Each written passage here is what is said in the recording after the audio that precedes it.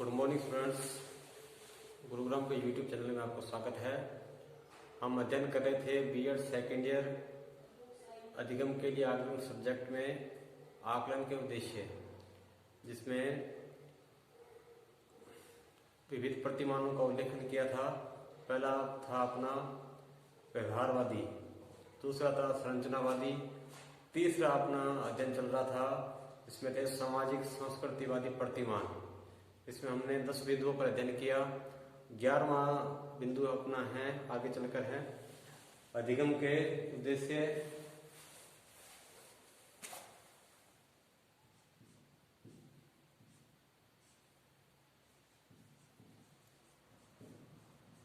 अधिगम के उद्देश्य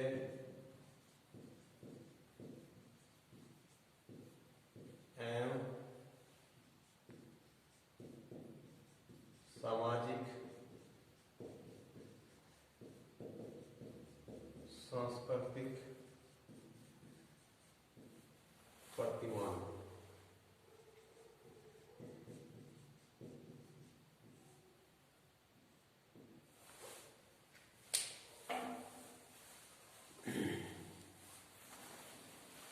अधिगम उद्देश्य एवं अधिगम गतिविधियों का निर्धारण ही सामाजिक सांस्कृतिक गतिविधियों के अनुरूप होता है। जैसे भारतीय समाज में प्रत्येक छात्र से यह उम्मीद की जाती है, अपेक्षा की जाती है कि वह उसका व्यवहार जो है समाज के लिए मर्यादित हो, समाज के लिए उपयोगी हो और समाज के लिए सकारात्मक हो।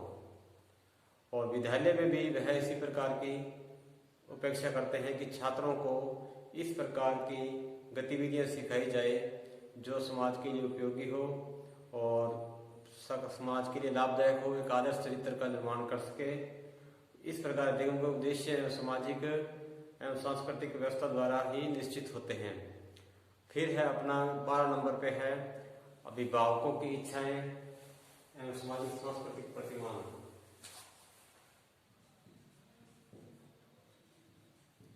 अभिभावकों की इच्छाएं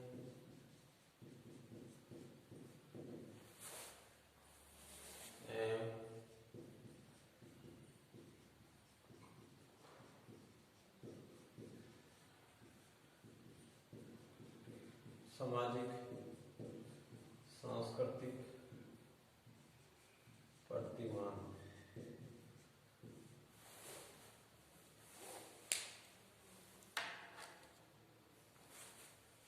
अभिभावकों की इच्छाएं और सामाजिक सांस्कृतिक प्रतिमानों में एक गहरा संबंध है, घनिष्ठ संबंध है कि प्राचीन काल में प्रत्येक अभिभावक जो थे वो बच्चों से ये उम्मीद करते थे, विद्यालय की व्यवस्था से ये इच्छाएं व्यक्त करते थे कि उसको बालक को नैतिक, धार्मिक, आध्यात्मिक गतिविधियां सिखाई जाए। नैतिक, धार्मिक और आध्यात्मिक गतिविधियां सिखाई जाए, जिससे भी उसका प्रयास यही होता था कि वह भी बालक को ये चीजें सिखाए। वर्तमान में समय में अभिभावक बालक से यह अपेक्षा करते हैं कि बालक को गणित, विज्ञान, इंग्लिश, इन शिक्षा की गतिविधियां सिखाई जाए, क्योंकि आज का युग इन चीज़ों का युग है। और सोसाइटी में इंजीनियर, वकील, इंजीनियर, डॉक्टर, इनकी ज़्यादा चॉइस रहती है कि इनका कायदा बड़ा मानते हैं समाज और इनका ज़्यादा आदर करते हैं। और इसी प्रकार बालक के सीखने की स्थिति भी समाज और संस्कृति द्वारा निर्धारित होती है। फिर नंबर 13 है विकास एवं सामाजिक सांस्कृतिक प्रतिमान।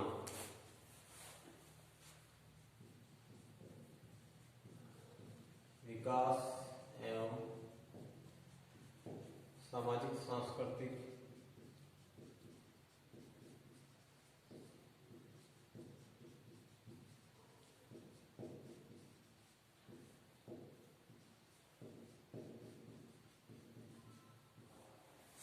सामाजिक सांस्कृतिक प्रतिमान। बालक के सर्वांगीण विकास की प्रक्रिया सामाजिक सांस्कृतिक संसार के माध्यम से होती है। बालक का जो सर्वांगीण विकास है, जिसमें शारीरिक आता है, मानसिक आता है और आध्यात्मिक सभी विकास जो है सामाजिक सांस्कृतिक माध्यम से होती है। बालक बालिकाओं का नैतिक, चारित्रिक, आध्यात्मिक विकास आदि समाज पर निर्भर करता है कि समाज द्वारा ही इनका विकास हो सकता है। इन गुणों का सभी गुण गतिविधियां छात्र तथा सामाजिक एवं सांस्कृतिक परिवेश से सीखता है। ये सारी गतिविधियां बालक जो है समाज का जो परिवेश है, वातावरण है, इन्हीं के द्वारा बालक सीखता है। अमेरिका में महात्मा गांधी के चरित्र एवं कार्यभार के बारे में सुनकर छात्र सुनते हैं महात्मा गांधी के चरित्र और उनके कार्य के बारे में, और सुनकर ये कहते हैं कि ऐसा व्यक्ति भी दुनिया में हो सकता है। जबकि भारतीय समाज में भी आज भी अनेकों व्यक्तित्व ऐसे देखे जा सकते हैं जो एक आदर्श व्यक्तित्व है। अतः विकास की प्रक्रिया का मूल आधार सामाजिक और सांस्कृतिक परिवेश ही है। नंबर 14 है शिक्षा का उद्देश्य एवं सामाजिक सांस्कृतिक प्रतिमान।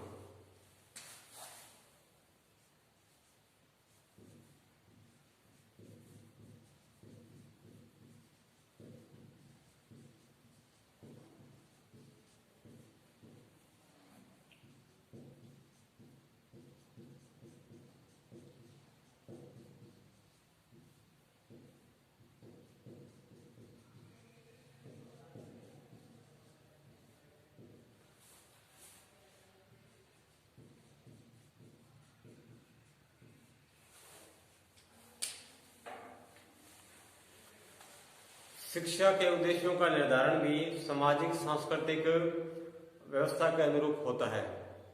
वैदिक काल में शिक्षा धर्म की सहगामिनी थी। धर्म और शिक्षा साथ साथ चलते थे, अर्थात प्रत्येक शैक्षिक उद्देश्य प्रत्यक्ष एवं अप्रत्यक्ष रूप से धार्मिक व्यवस्था से संबंधित था। वर्तमान में शिक्षा व्यवस्था का उद्देश्य प्रयोजनवाद, वैज्ञानिकता, उपयोगिता एवं जीवन कौशलों के विकास से संबंधित है। आज की शिक्षा और पुराने समय की शिक्षा में यह अंतर आ चुका है। शिक्षा का उद्देश्य बालक सामाजिक एवं सांस्कृतिक विकास के अनुरूप है।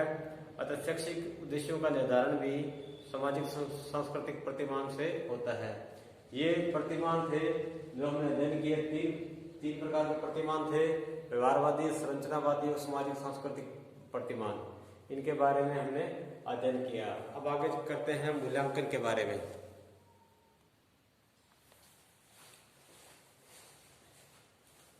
आगे हमारा बिंदु रहेगा मूल्यांकन के प्रकार। शिक्षण में मूल्यांकन के प्रकार: छात्र के शैक्षिक गतिविधियों की प्रगति को निरंतर ध्यान में रखने के लिए विद्यालय में विभिन्न प्रकार के मूल्यांकन किए जाते हैं। ये मूल्यांकन कई प्रकार के होते हैं।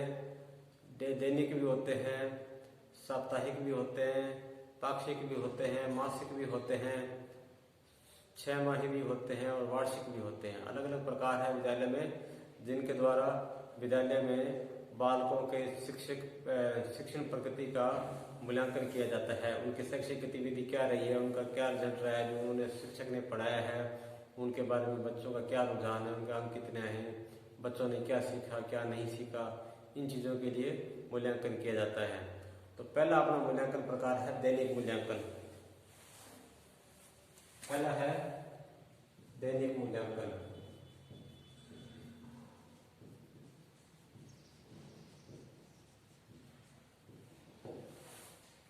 दैनिक मूल्यांकन का अर्थ दैनिक जीवन में हमें जो रोज मूल्यांकन किया जाता है डेली बेस पे, उसको हम दैनिक मूल्यांकन कहते हैं। इसमें छात्रों की प्रगति का लेखा जोखा तैयार करने के लिए अध्यापकों द्वारा दैनिक मूल्यांकन किया जाता है। अध्यापक जो है छात्रों की डेली की रिपोर्ट, प्रगति रिपोर्ट जो है वो तैयार करते हैं, जिसको दैनिक मूल्यांकन कहते हैं। प्राथमिक कक्षा के छात्रों को ये अधिकतर लागू किया जाता है, जिसको शिक्षक ध्यान में रखते हुए आगामी अधिगम क्रियाओं को संपन्न इसके द्वारा करवाता है। दूसरा अपना है साप्ताहिक मूल्यांकन।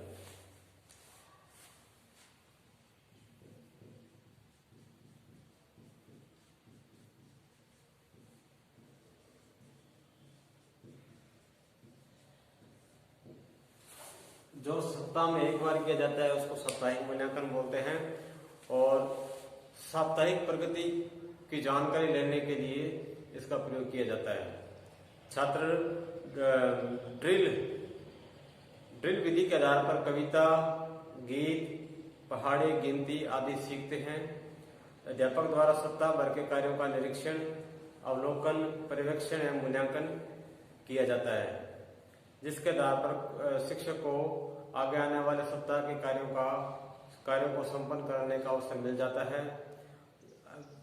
वे फर्स्ट क्वेश्चन भी प्राप्त कर लेते हैं। इनसे क्या प्राप्त किया, इनसे क्या प्रगति हुई छात्रों की, इसका भी उनको अनुमान हो जाता है, जिसके परिणाम स्वरूप छात्रों को उपचारात्मक शिक्षण प्रदान करके एक बुनियादी कमजोरियों का निराकरण किया जाता है।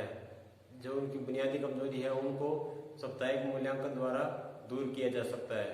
नंबर 3 पे है मासिक मूल्यांकन।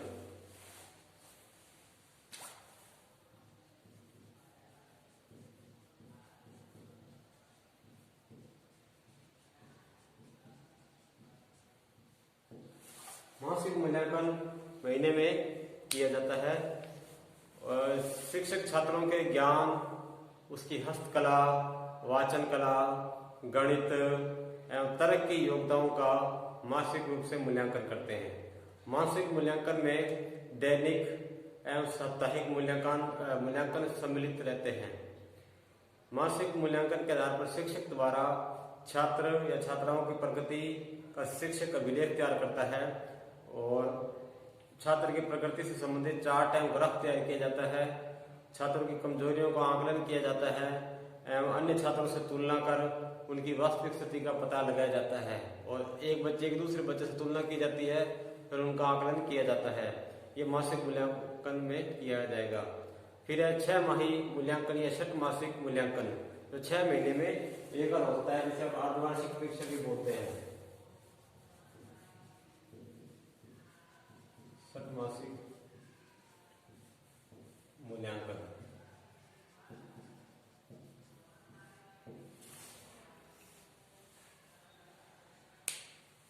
छात्र विद्यालय में दैनिक, साप्ताहिक एवं मासिक मूल्यांकन की अपेक्षा षटमासिक परीक्षाओं के प्रति अधिक सजग एवं डर महसूस करते हैं।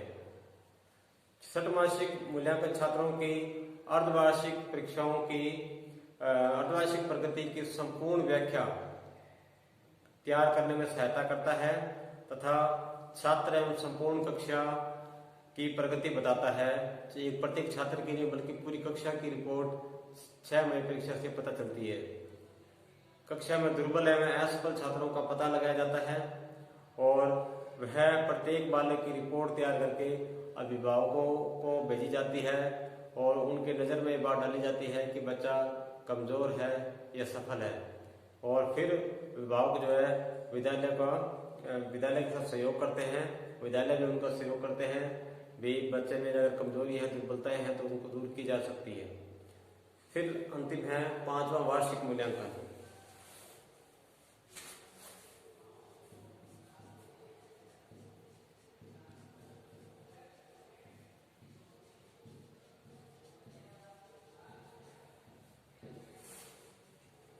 वार्षिक मूल्यांकन प्रत्येक वर्ष समाप्ति पर छात्रों का वार्षिक मूल्यांकन किया जाता है। इस मूल्यांकन का प्रमुख लक्ष्य छात्रों की वार्षिक प्रगति का लेखा जोखा रखना ही नहीं बल्कि आगामी कक्षाओं में स्थापित करना है।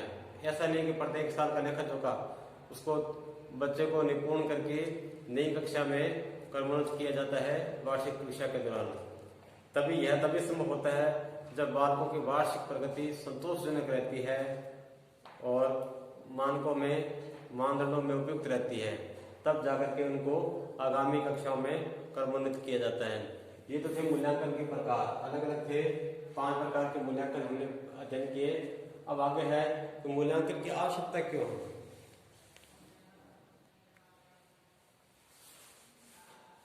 मूल्यांकन की आवश्यकता क्यों है? शिक्षा के क्षेत्र में मूल्यांकन की बहुत आवश्यकता है, बहुत परम आवश्यकता मानी जाती है। मूल्यांकन के बिना छात्र का विकास संभव नहीं हो सकता। जैसे आज के युग और पुराने युग में बहुत अंतर आ चुका है।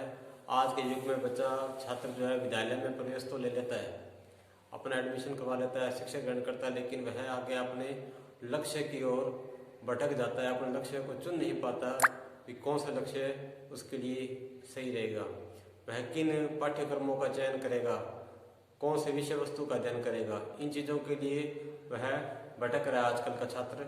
इनके लिए मूल्यांकन एक बहुत बड़ी कड़ी है जो बालक को आगे शिक्षा से जोड़ती है, फिर उसको नए आयाम बताती है शिक्षा के और अपने लक्ष्य की ओर इंगित करती है। शिक्षक और विद्यालय परिवार बच्चों के लिए एक भविष्य का निर्माण करते हैं, उनको एक लक्ष्य देते हैं। जिस बच्चे की जिसमें रुचि होती है वह उसी लक्ष्य की तरफ जाए। मान लो किसी छात्र छात्रा की विज्ञान में रुचि है तो वह विज्ञान क्षेत्र में आगे अपना पाठ्यक्रम का अध्ययन करे। अगर किसी बच्चे का विज्ञान क्षेत्र में अध्ययन नहीं है, कला में रुचि है, तो कला के क्षेत्र में आगे बढ़े तो उसका विकास होगा, तो उसको लक्ष्य की प्राप्ति होगी, अपना जीवन सार्थक कर सकता है। अन्यथा वह लक्ष्य से भटक जाएगा और अध्ययन से भी चूक जाएगा। इसीलिए मूल्यांकन किया जाता है विद्यालय में। ये मूल्यांकन एक बालक के लिए नहीं बल्कि एक शिक्षक और विद्यालय के लिए भी आवश्यक है। तो उनकी प्रगति का भी उन्हें अंदाजा होता है। शिक्षक की जो उन्होंने शिक्षण कार्य कराया है तो उनको भी अंदाजा हो जाता है कि उन्होंने जो शिक्षण कार्य करवाया है मूल्यांकन द्वारा उन्हें ज्ञात हो जाता है कि वह अपने शिक्षण कार्य में सफल हुए हैं या नहीं, या उनका कार्य बच्चों तक पहुंचा ही नहीं है। तो बच्चों की जागरूकता के लिए, बच्चों को आगे बढ़ाने के लिए, अगर बच्चों की कमजोरियां हैं, निर्बलताएं हैं, तो उनको दूर भी मूल्यांकन द्वारा उनको अवगत करा करके किया जा सकता है। तो मूल्यांकन विद्यालय शिक्षा में बहुत ही महत्वपूर्ण कड़ी है। आज के लिए इतना ही। धन्यवाद।